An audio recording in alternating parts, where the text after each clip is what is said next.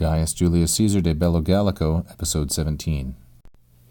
Hac ordratione adducti inter se fidem et ius irrandum dant et regno occupato per tres potentissimos ac firmissimos populos totius Galliae se potiri posse sperant. Caesar continues explaining Orgetorix and his conspiracy. Adducti is masculine, plural, and nominative. The reference is to the leaders of the other states to whom Orgetorix went, the other Gallic states, in order to gin up this conspiracy.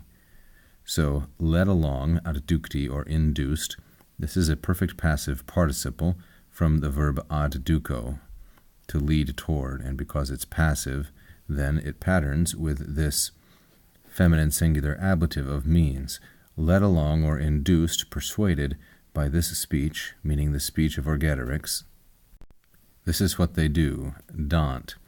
Dant is present tense because this is an historical present in vivid narration. They pledge loyalty, they give faith or trust, they pledge faith inter se, among themselves, mutually we might say, and they exchange an oath, jus jurandum. Jus is neuter, singular, and accusative as the object of dant, and it's modified by this gerundive, jurandum. And so they give an oath, a jus, to be sworn. They exchange an oath. And, now this is the main hinge point of this sentence because it connects the verb dant with the verb sperant.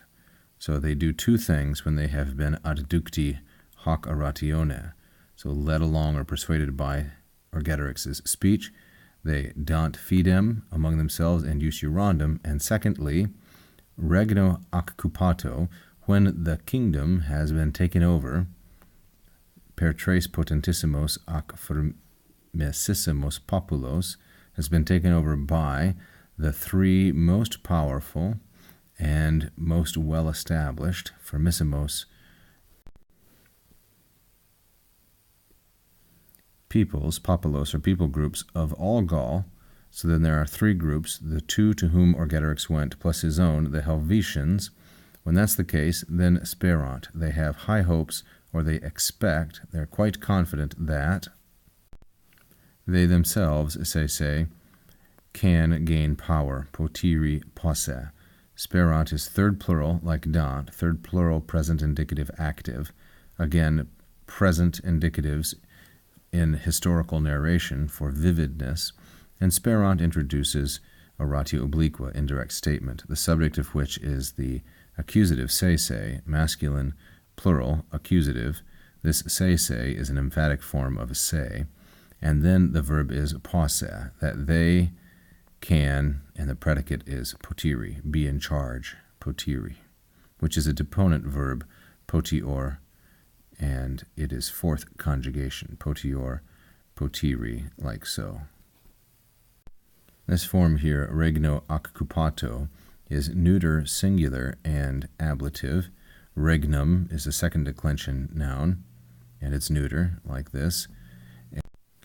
And I believe there are two possible ways to interpret its use. The first is as an ablative absolute, and that certainly is a viable option. The second is to take it with potiri. Potior is one of the 5 deponent verbs that always patterns with the ablative, and thus it would be an ablative of means. They hope that they themselves can exercise power over, or by means of, a kingdom that has been occupied or inhabited by the 3 most powerful and best established peoples of all of Gaul. Potentissimos and firmissimos, of course, are superlative adjectives.